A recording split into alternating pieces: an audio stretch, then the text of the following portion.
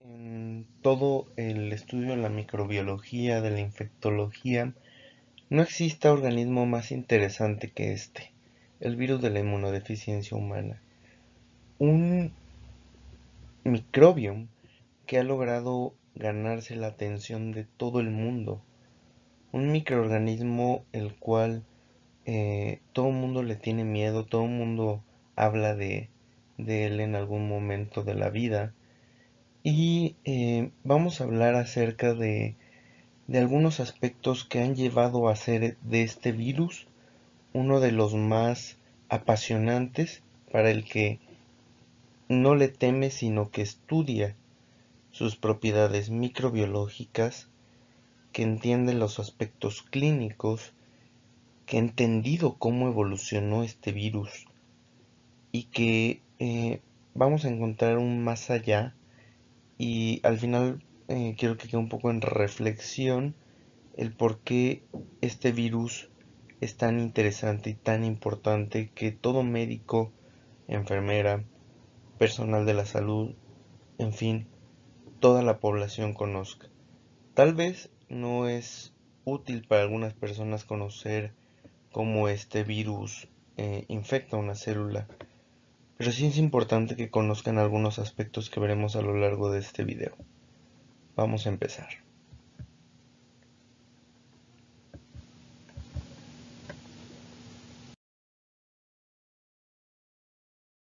Nuestra historia empieza en 1980 con este hombre, Michael Gottlieb. Michael Gottlieb era un cirujano, el cual tomó cierta fascinación por la investigación, particularmente por la inmunología.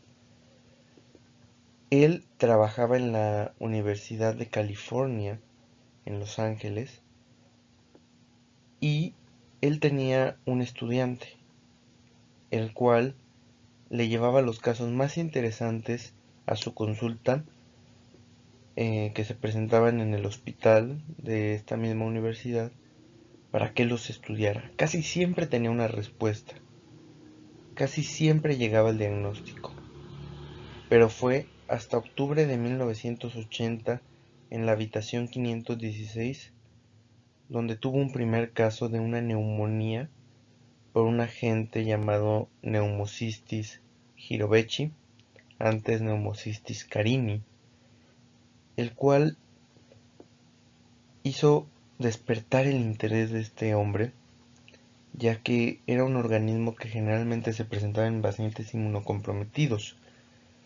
Sin embargo, estos pacientes inmunocomprometidos pues generalmente tienen una historia de infecciones en la infancia, de alteraciones del estado de salud. Sin embargo, Michael Gottlieb se dio cuenta que este hombre no tenía eso. Michael Gottlieb se dio cuenta de que en la habitación 516 había un caso anormal, una neumocistosis que se presentaba en un paciente que nunca en su vida había estado enfermo.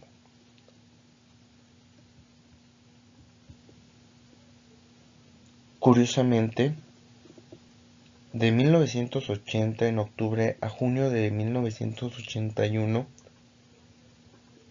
Michael Gottlieb observó 5 casos diferentes. Eran 5 hombres que tenían neumonía por Pneumocystis jirovecii. Él, impactado con esto, solicitó estudios inmunológicos y su patólogo le dijo que era impresionante, ya que los pacientes que tenían inmunodeficiencia de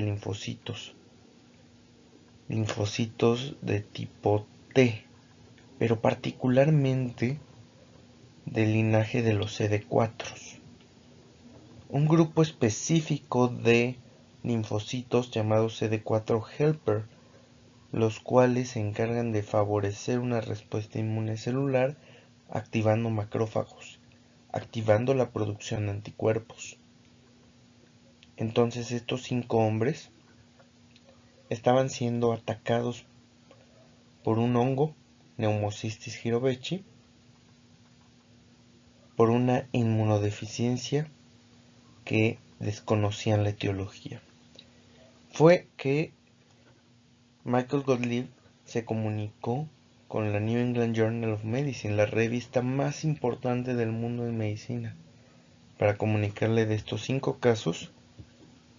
Sin embargo, le dijeron que no, que en esa revista no se iban a publicar esos casos porque no era una población lo suficientemente grande como para tener un lugar en esta revista.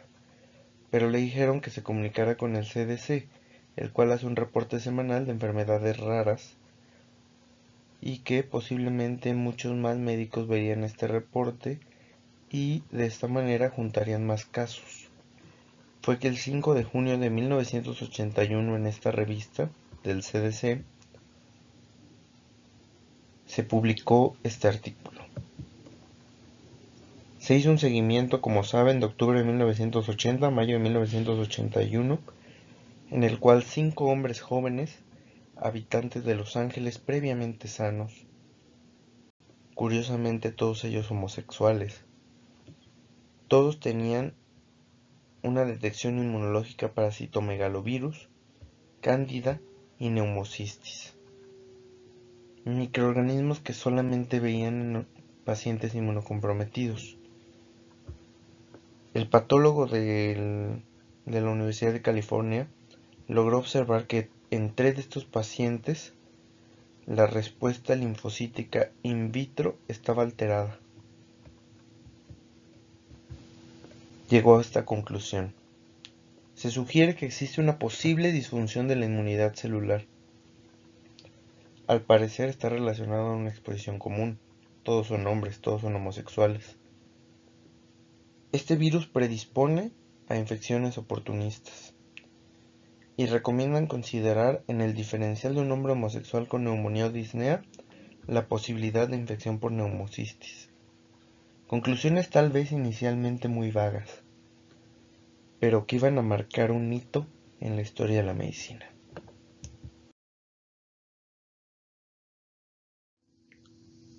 ¿Qué es lo que ha pasado en el VIH de que Michael Gottlieb descubrió esto hasta ahora? ¿Recuerdan en junio el primer reporte que se hizo? Pues resulta que un mes después se reportaron 26 nuevos casos en Nueva York y California similares al primer reporte. Un año después, los investigadores mencionan que estos agentes infecciosos posiblemente hayan sido transmitidos por vía sexual.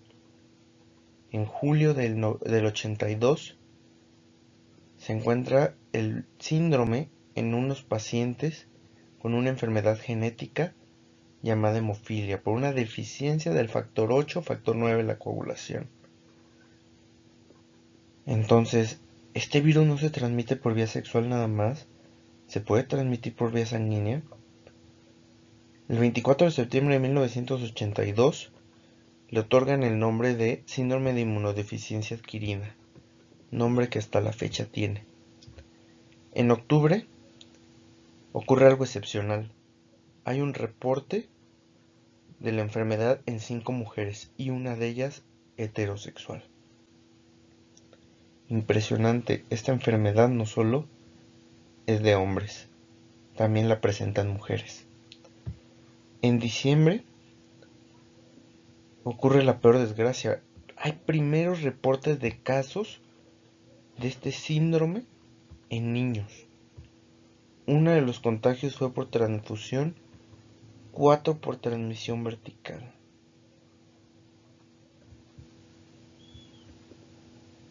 Llega a 1983 y en una revista muy importante llamada Nature Science, en 1983, se aísla un retrovirus que es perteneciente a la familia de los HTLV, virus descritos previamente. Se dice que este retrovirus es diferente a todos los tipos reportados en la literatura. Es nuevo, es diferente. Y este virus fue aislado en un paciente caucásico con SIDA. He aquí la imagen del artículo original, el cual se menciona que es el aislamiento de un retrovirus T linfotrópico de un paciente en riesgo por SIDA. 1984 se utiliza por primera vez el nombre de VIH para describir este virus. En el 85 se recomienda la detección del virus por el examen ELISA. 87 la FDA aprueba por primera vez un fármaco. Tal vez haya esperanza en esta enfermedad. Fue la acidotimidina, un inhibidor de la replicación viral. Además, en este mismo año se utiliza el Western Blot, un estudio inmunológico como método confirmatorio. 1993 se descubre que el número de copias de VIH en sangre es factor pronóstico para los pacientes. En el 94 se sabe que la acidobudina previene la transmisión materno-fetal. 95 la latencia posterior a una infección primaria. El virus puede permanecer en el paciente muchísimo tiempo. ¿Qué más ha pasado hasta ahora? Vamos a descubrirlo a lo largo de este video. Una pregunta que es válida, que todos nos hemos hecho. ¿Cómo se origina este virus? Creo que todos hemos escuchado que viene de los primates, ¿pero es cierto? Se sabe que el VIH es una forma evolucionada del lentivirus. El lentivirus es un grupo de virus al cual también pertenece este virus, el virus de la inmunodeficiencia simiana, el cual aparentemente podría ser el antecesor directo. ¿Por qué se sabe esto? Porque se han encontrado este virus en simios de la isla de Bioko y en chimpancés de algunas regiones de Camerún. Sin embargo, hay un eslabón perdido. ¿Cómo este virus muta y de ser un virus de inmunodeficiencia simiana se vuelve un virus de inmunodeficiencia humana? Al parecer hubo un rearreglo genético que permitió que este virus infectara al hombre. No ha sido todavía posible entender cómo fue la transmisión simio-hombre.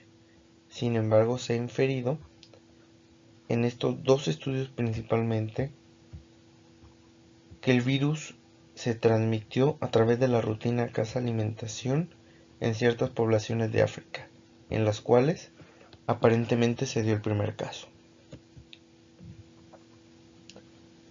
Sin embargo, existe el virus de la inmunodeficiencia humana tipo 2, el cual se sabe muy bien que fue transmitido a través del mongo de Mangabey, ya que es el único hospedero del antecesor de este virus.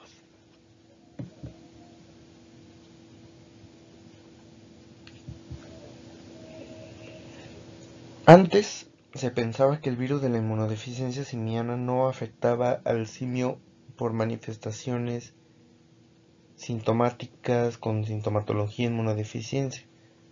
Fue hasta en 2010, en este estudio, que observaron que sí. El virus de la inmunodeficiencia simiana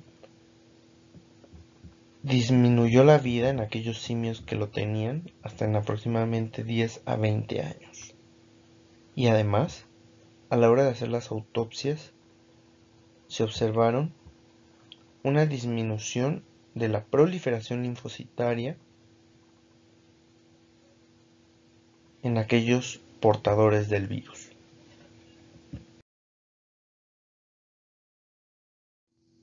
Entonces, ¿cómo estamos actualmente?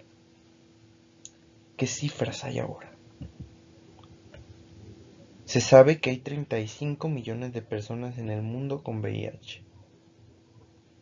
2.1 millones de personas cada año se infectan. Y 1.5 millones de personas mueren cada año por VIH. Es decir, hasta 2014, que es de las cifras más actuales, 2.1 millones de personas cada año se infectan. Y esto va a ir subiendo exponencialmente.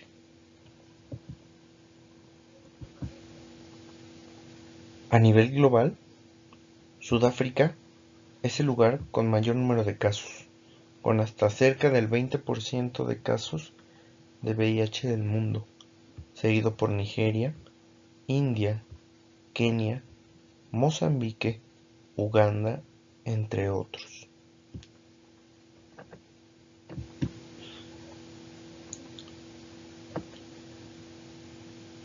¿Qué países tienen nuevos casos? Igual Sudáfrica va hasta arriba. Nigeria, Uganda, India, Mozambique, Kenia, Rusia. ¿Cómo se mueren? Nigeria aquí ocupa el primer lugar, a diferencia de Sudáfrica, el cual por cuestión monetaria tiene mayores recursos para controlar a sus pacientes.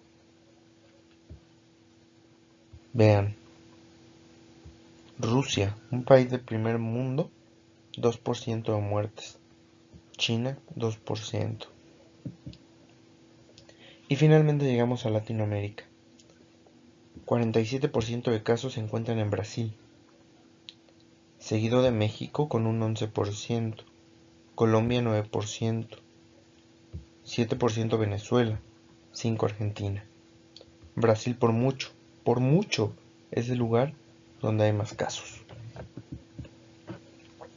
Y muertes, obviamente, Brasil hasta arriba. Colombia, el cual no ha mostrado un buen manejo de sus pacientes con inmunocompromiso. México 12%, Venezuela, Perú. ¿Cómo se transmite? Se transmite por sangre. Primero, fuera de África subsahariana la prevalencia de transmisión por vía sanguínea es del 30%. Se dice que hasta 1 de cada 10 de personas que se inyectan drogas tiene VIH. En México es raro el uso de drogas intravenosas, causando menos del 4% de casos de VIH. La transmisión sexual. 80% de las transmisiones de VIH en el mundo es de tipo heterosexual, a diferencia de lo que se creía.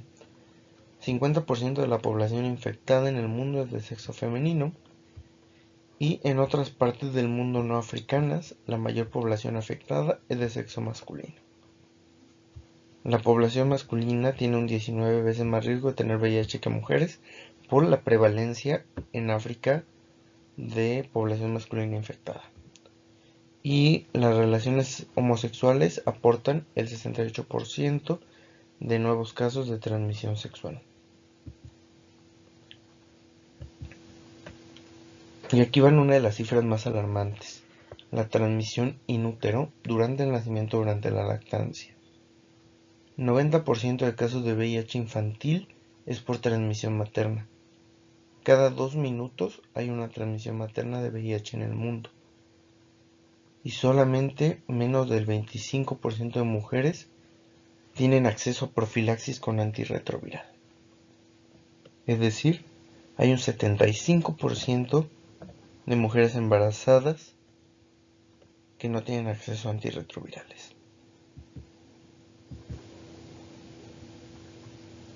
¿Quieren escuchar más cifras alarmantes? El objetivo epidemiológico es llevar antirretrovirales a países en vías de desarrollo. De 2003 a 2013 la cifra aumentó mucho, de 400.000 a 12 millones.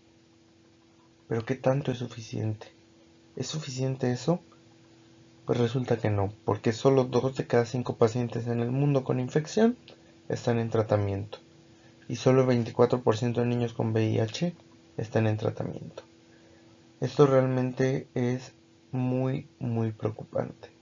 Hay tantos niños, tantas personas en el mundo que no tienen acceso a medicamentos.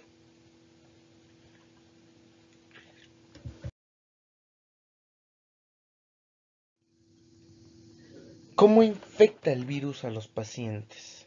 Primero, El virus tiene en su cubierta el GP120, un antígeno que es capaz de unirse a un receptor en los linfocitos CD4. Una vez que se une el GP120 con el linfocito CD4, existe un cambio estructural en la cubierta viral.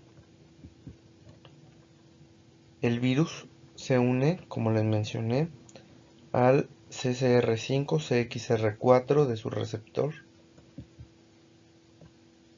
Y de hecho, la delesión, la mutación en el receptor del CCR5 es casi completamente protectora para VIH. Posterior a la unión del GP120, ocurre la unión del GP41, que ayuda a fusionar el virus con la membrana. Ojo, aquí ya está fusionado el virus con la célula. Existen tres receptores o trofismos, predilecciones del virus por diferentes receptores, ya sea un trófico M por receptor CCR5, trófico T por CXR4 y el trófico dual para los dos. Pero bueno, el virus se libera de la célula y entra a citoplasma, se libera el ARN viral. Todavía aquí es detenible el proceso. ¿Por qué? Porque el sitio H de la ribonucleasa de la transcriptasa reversa se une al genoma viral. Esto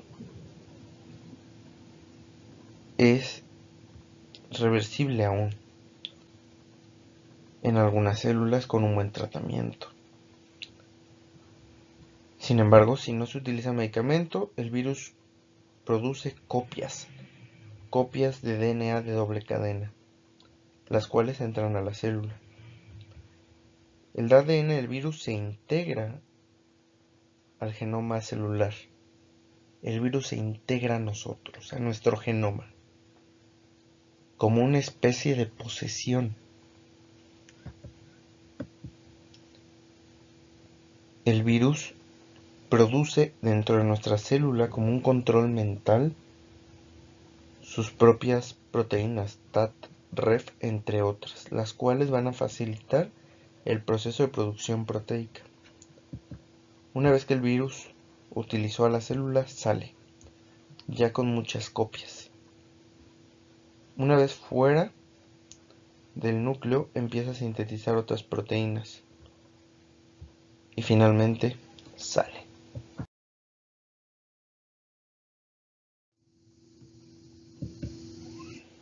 Estas son las fases típicas que conocemos de una infección por VIH. Este es el tiempo cero. Empieza la replicación viral, el número de copias en el cuerpo humano aumenta y aquí es donde ocurre un fenómeno conocido como pródromo.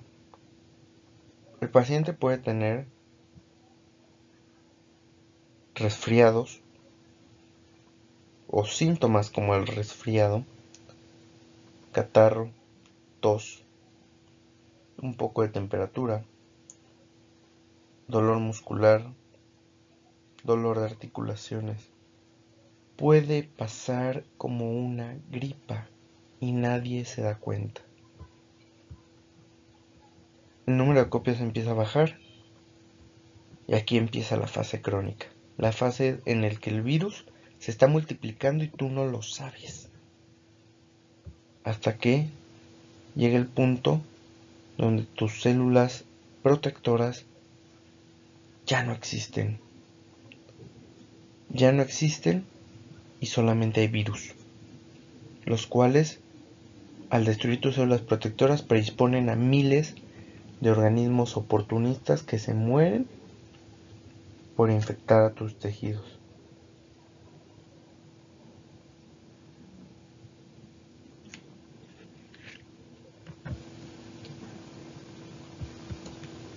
Todo esto era teórico. A partir de estudios retrospectivos, prospectivos, algunas cortes. Sin embargo, tenía que llegar este estudio este año que acaba de pasar, en mayo, en la revista New England Journal of Medicine, en el cual se hizo un estudio prospectivo para seguir a pacientes en el este de África y Tailandia. Cerca de 2.300 pacientes con alto riesgo para VIH. No tenían la enfermedad, solamente se les siguió durante un tiempo, aproximadamente 2 años. 50 pacientes en algún momento se hicieron positivos para VIH y a partir de esto se hicieron observaciones clínicas, se tomaron cuantificaciones de virus, anticuerpos e inmunofenotipo para ver cómo iban cayendo los glóbulos blancos. He aquí las curvas que obtuvieron. Si se fijan, la forma de esta curva es muy parecida a la que veíamos previamente. Asciende, desciende y llega a una fase de estabilización. Aproximadamente el tiempo que tardó en hacer el pico fue aquí, a los 14 días, muy similar a los que ya se sabía. Y finalmente llega la fase crónica. ¿Qué fue lo que observaron? El número de glóbulos blancos descendió. El número de CD8 se permaneció un poco más estable.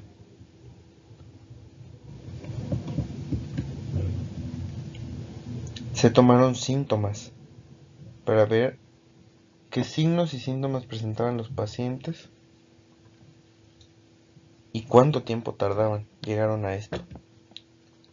Los síntomas más comunes fueron cefalea, malestar general y los signos fiebre, taquicardia, linfadenopatía. Lo más común fue esto, y esto, créanmelo, pasa desapercibido. Pasa sin que el médico sospeche, sobre todo si el paciente aparentemente no tiene factores de riesgo, que tenga esta infección.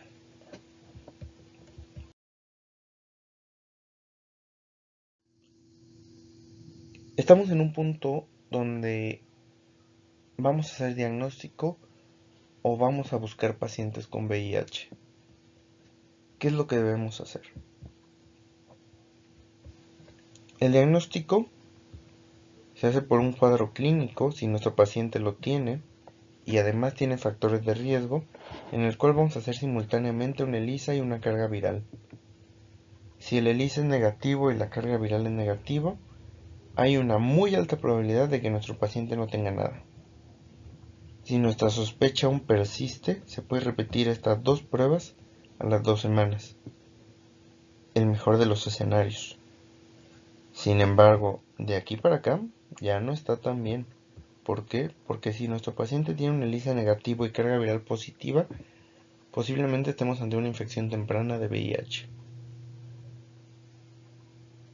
Si el paciente tiene menos de 10.000 copias, se debe repetir la carga viral y se debe documentar la cero conversión del ELISA a las 4 semanas de este resultado. ¿Qué resultado tan crítico, no? Un ELISA negativo. ¿Cuántas veces no hemos escuchado que hay pacientes que dicen, es que ya tuve un ELISA negativo? Pero ¿qué tal que apenas estaba infectándose y aún no positivizaba el ELISA? Por otro lado, si tienen los 2 positivos, hay 2 posibilidades. O es un VIH casi de reciente inicio o ya es tardío. Se pueden solicitar diferenciación de anticuerpos VIH 1-2. Si es negativo, puede sugerir una alta probabilidad de infección temprana, mas no asegura nada.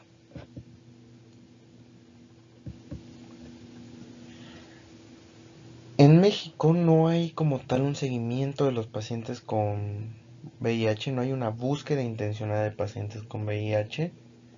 La Fuerza Preventiva de los Estados Unidos para prevenir enfermedades recomienda que al menos una vez en la vida pacientes entre 15 y 65 años se hagan la búsqueda intencionada de esto. Y forzosamente a pacientes embarazadas se les obliga a hacer la prueba de VIH. En México no. En México la prueba de VIH en embarazadas solo está indicada en pacientes en riesgo.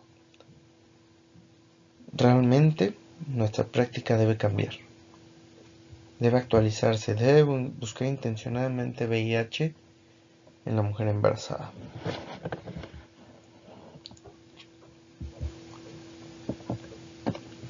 Igual, esta misma fuerza preventiva de Estados Unidos dice que este grupo de pacientes cada año se deben hacer la prueba. Hombres homosexuales, usuarios de drogas intravenosas, personas con prácticas sexuales de riesgo y personas a las que se les diagnostica una infección de transmisión sexual. Aquí no es cuestión de discriminación, es cuestión de probabilidad de infección.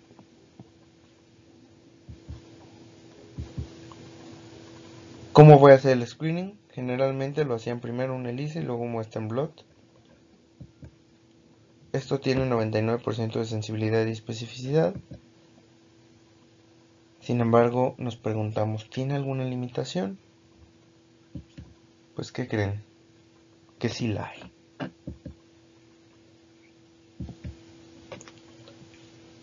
¿Cuál es el objetivo de cada prueba? Del ELISA medir anticuerpos, hacer inmunoensayos. Hay varias generaciones, la mejor es esta y la más reciente, el cual detecta la presencia del virus 15 días a 20 días después de la infección. O el Western blot, el cual va a detectar con precisión anticuerpos contra VIH-1. Sin embargo, el Western blot, y lo que limita parte de sus resultados, es que no detecta VIH-2 y muestra resultados indeterminados del día 30 a 45 después de la infección y presenta positividad después del día 45. Es decir, del día 30 al 45 hay una indeterminación y antes de ese día es negativo. Entonces, pacientes con reciente infección pueden pasar desapercibidos a estas pruebas. Entonces, ¿cómo se recomienda ahora en Estados Unidos y debería tomarse a nivel global la búsqueda de pacientes con VIH? Primero, tomar un ELISA. Este puede ser positivo, ya sea para VIH-1 o VIH-2, y se debe seguir con un procedimiento de carga viral. O tal vez es negativo o indeterminado y se debe realizar una carga viral. Entonces, muchos de los caminos nos llevan a realizar cargas virales y ya no Western blots. Porque la carga viral además te va a decir el número de copias de virus que hay. ¿Han oído hablar de la prueba rápida? Sí. La prueba rápida da resultados en menos de 20 minutos. Se puede obtener de sangre o saliva. Es útil en pacientes que no desean o no pueden esperar mucho tiempo por el resultado. Es una prueba buena, 99% de sensibilidad y especificidad, sobre todo en pacientes con infección crónica. Sin embargo, JAMA en 2016 dice, 1 de cada 12 pacientes con infección por VIH tendrán resultado negativo en la prueba rápida de saliva. Es decir, hay 1 por cada 12 que se le va a escapar a la prueba, por pura probabilidad.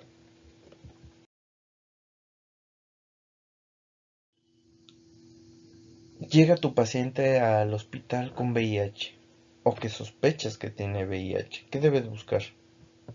Primero, que te cuente su historia, cómo empezó, sabe quién se lo contagió, qué factores de riesgo está teniendo actualmente y cuáles tuvo previamente, ha tenido infecciones por oportunistas, cuál es su última carga viral y su último CD4, toma medicamentos, hepatitis B o C le suenan conocidos, riesgo cardiovascular, tuberculosis, infecciones de transmisión sexual ahorita o antes, inmunizaciones y la exploración física dirigida. Siempre a buscar que no hayan infecciones por oportunistas.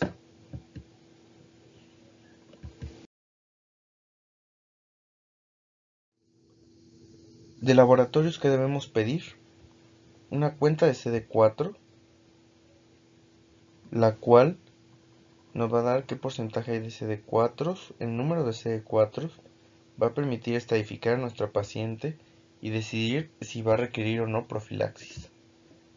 Carga viral, también para decidir el tratamiento. genotipificación del VIH, es decir, valorar si existe o no resistencia a antimicrobianos.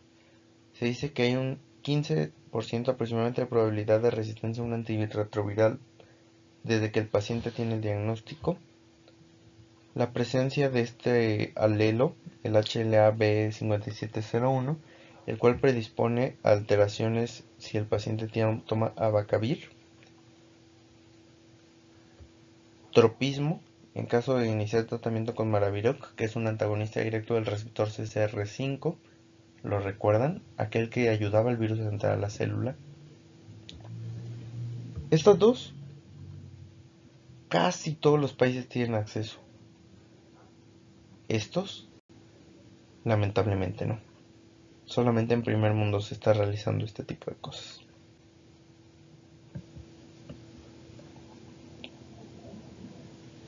No es raro encontrar que nuestro paciente con inmunodeficiencia tenga alteraciones en sus laboratorios iniciales.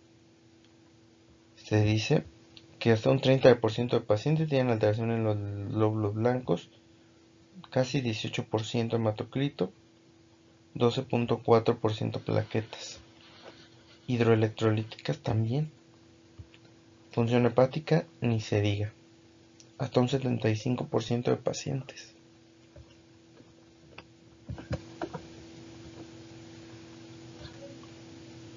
Debemos también sospechar que nuestro paciente no tenga una infección infiltrativa y que eso afecte a los laboratorios, que algún medicamento esté causando esto o que el paciente tenga deficiencias nutricionales.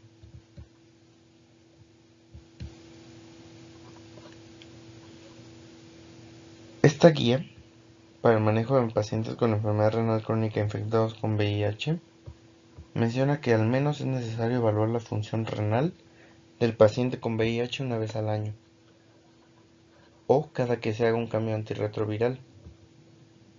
Si la tasa de filtración glomerular es menor de 60, se deberá evitar el uso de tenofovir, específicamente de un grupo que veremos posteriormente. Y para valorar función renal pediremos mínimo creatinina sérica, albuminuria, proteinuria y un examen general de orina.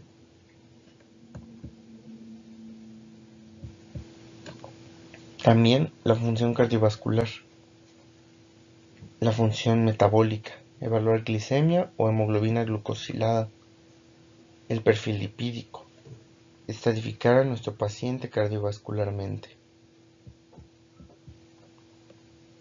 Las infecciones oportunistas, TB, hepatitis, sífilis, gonorrea, clamidia, citomegalovirus, herpes zóster, toxoplasmosis, papiloma. Pruebas intencionadas para esto. El PPD para tuberculosis o la prueba de inmunoensayo interferón, radiografía de tórax, perfiles virales, BDRL para sífilis, prueba de amplificación de nucleótidos para gonorrea y clamidia, un Papanicolau para BPH, tanto ya sea de región anal como del cervix. Una pregunta muy interesante, la cual hasta recientemente se tienen datos sólidos, es cuándo iniciar el tratamiento antirretroviral. Y el grupo START en New England publica en agosto del 2015. Iniciación del tratamiento antirretroviral en paciente asintomático con VIH. Observaron esto. Midieron desenlace primario, efectos adversos, si se difería la iniciación o se iniciaba inmediatamente el diagnóstico. El número de pacientes que presentaban efectos adversos fue menor. Eventos relacionados con VIH fue menor, si se iniciaba inmediatamente. Eventos no relacionados con VIH serios, casi les fue igual, pero le fue mejor al grupo que inició inmediatamente. Muerte por alguna causa también fue ligeramente menor en pacientes con VIH. Y un evento grado 4, que son paros cardiorrespiratorios o efectos adversos serios, se podría decir que no hay diferencia. A la hora de estudiar subgrupos, observaron que tal vez de aquellos pacientes que tenían más de 800 células aún quedaba en duda, o que tenían menos de 5000 copias virales queda un poco en duda. Sin embargo, ellos concluyen que siempre que se haga el diagnóstico de VIH se inicia tratamiento. Ahora, por otro lado, surge un estudio europeo, el estudio temprano, en el mismo año, encuentra resultados similares. Encuentra resultados similares que es mejor tratar a nuestro paciente de manera temprana. Vean, les fue mejor. A 30 meses la probabilidad de tener un evento adverso fuerte fue menor si se iniciaba terapia antirretroviral. De la misma manera estudiaron subgrupos y a casi todos les fue mejor, iniciando tempranamente.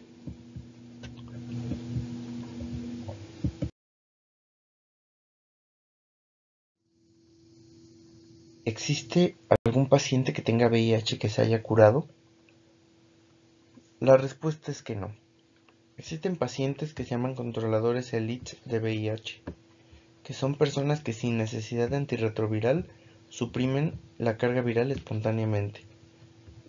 Se llama un controlador elite aquel paciente que tiene más de 10 años con VIH y una carga viral menor a 400 copias por mililitro.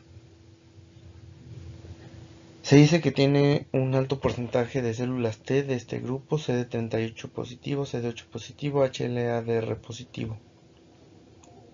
Estos pacientes no presentan una disminución del grupo de linfocitos CD4 y se han reportado efectos colaterales por persistencia y activación del sistema inmune. Oculix, un autor, reporta en un estudio con 62 pacientes controladores que aún así estos pacientes controladores se benefician de la terapia antirretroviral.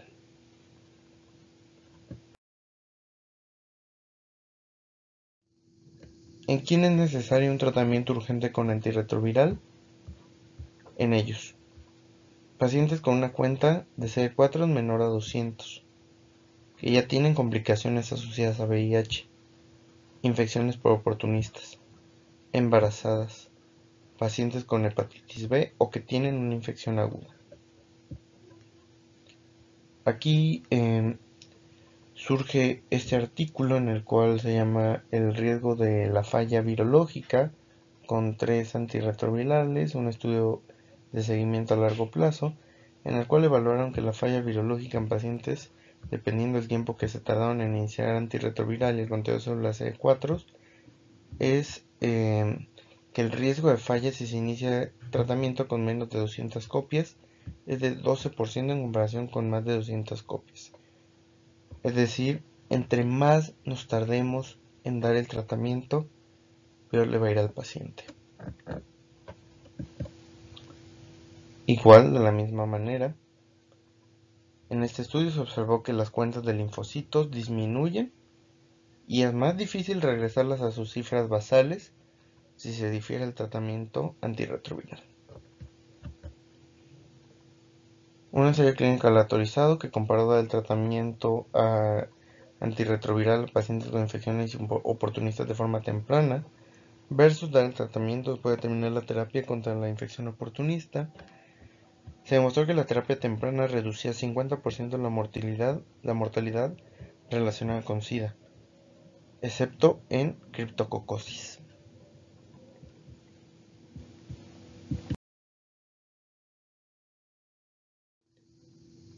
Este estudio en la revista, en el Journal de Enfermedades Infecciosas, en un estudio prospectivo con 102 pacientes que valoraron marcadores biológicos, 97% de pacientes alcanzaron su presión viral en 11 semanas y 92% de pacientes permanecieron con la supresión durante año y medio.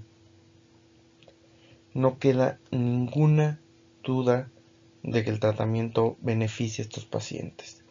Aquellas personas que escuchan que dicen es que el tratamiento lo mató o no le ayudó el tratamiento, están mal. los medicamentos ayudan a estos pacientes. El esquema de tratamiento antirretroviral depende si se va a dar a un paciente con infección temprana o infección crónica. En infección temprana se sugieren estas terapias: tenofovir, emtricitabina, marritonavir, darunavir, o monitorear regularmente la carga viral y el conteo de CD4. El tratamiento va a ser por tiempo indefinido. Y en paciente con etapa crónica se puede dar estos esquemas. Se puede agregar un inhibidor de integrasa, raltegravir, dolutegravir, elvitegravir y cobicistat. O tenofovir, alafenamida, emtricitabina, elvitegravir, o dolutegravir, abicavir, lamivudina. Si nuestro paciente tiene falla renal, debemos de buscar que nuestro paciente no sea HLA-B57 positivo, ya que si es positivo se debe evitar el uso de abacavir y se deben utilizar estos esquemas. Si no tiene este alelo positivo, se puede utilizar estos esquemas con abacavir, lamivudina, dolutegravir.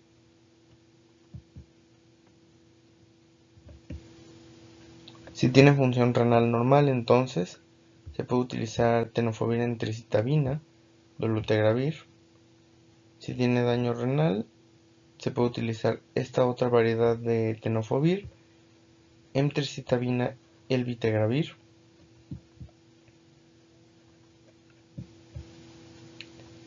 El abacavir, como les mencioné, es asociado a mayor riesgo cardiovascular, sobre todo con el alelo mencionado si es positivo. Y tenofovir se ha asociado que tiene propiedades antilipemiantes. Este tenofovir se ha asociado a mayor riesgo de disminución de la mineralidad ósea. Y este otro, junto con abacavir, se menciona que no afectan mucho el metabolismo óseo. La modificación del tratamiento solamente se debe dar en aquellos pacientes que tienen toxicidad, es decir, intolerancia gastrointestinal, hipersensibilidad, efectos adversos o eventos hepáticos. Si tiene falla virológica, mencionada como una carga viral mayor a 50 copias después de 6 meses de tratamiento. Presencia de carga viral mayor de 50 copias después de alcanzar la supresión viral. Dificultad de adherencia al tratamiento y régimen subóptimo o simplificación del régimen son las únicas indicaciones de modificar tratamiento.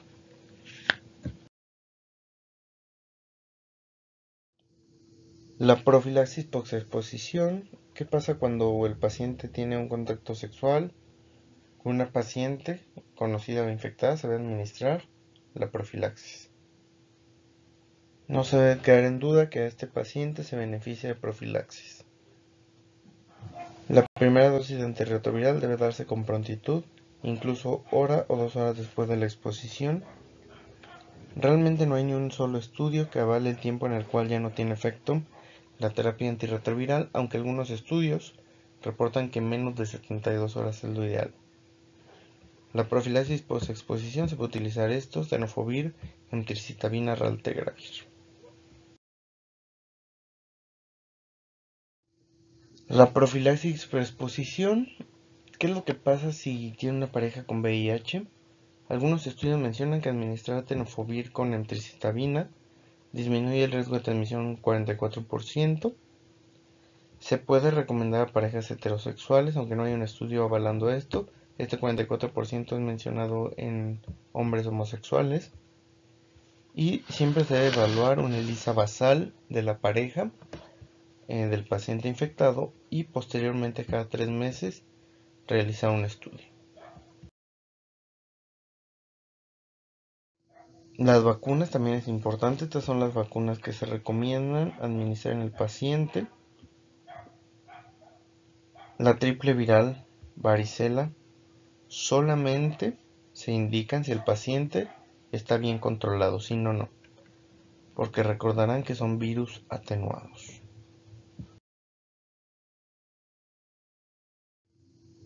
El síndrome de la inmunodeficiencia adquirida, ¿cómo se define? Cuando el paciente tiene una cuenta CD4 menor a 200 células o que tiene una condición definitoria de SIDA. Son estas.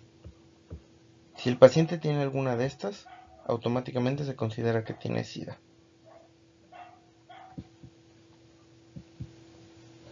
La supervivencia realmente pues ha ido mejorando.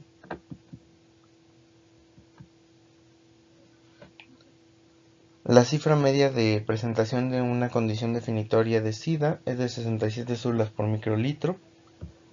Solamente 10% de pacientes tienen una condición definitoria de SIDA antes de que su cuenta descienda a los 200. Que el tiempo de presentación de una infección oportunista una vez que los CD4 descienden de 200 es de 1 año a año y medio.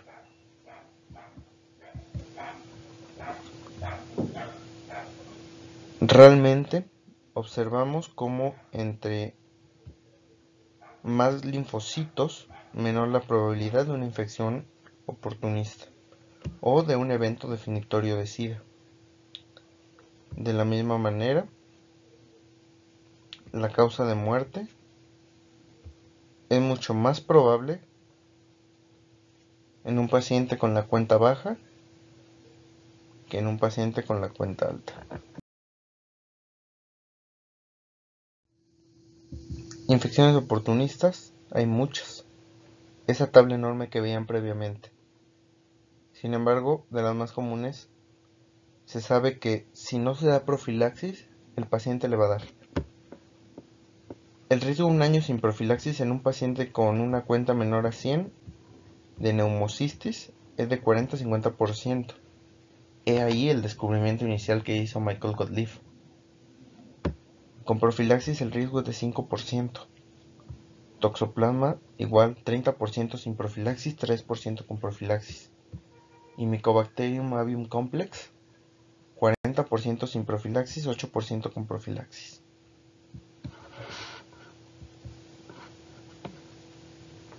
Estos son los principales microorganismos a los cuales hay que tener cuidado. Tuberculosis. Siempre se debe iniciar terapia profiláctica con isoniazida si el paciente se demuestra tener una infección TB latente, ya sea por PPD o por inmunoensayo de interferón. Para cocci el fluconazol, para neumocistis el trimetoprim, para toxoplasma también el trimetoprim y para Mycobacterium avium complex acitromicina 3 meses posteriores a que la cuenta se corrija por encima de 100.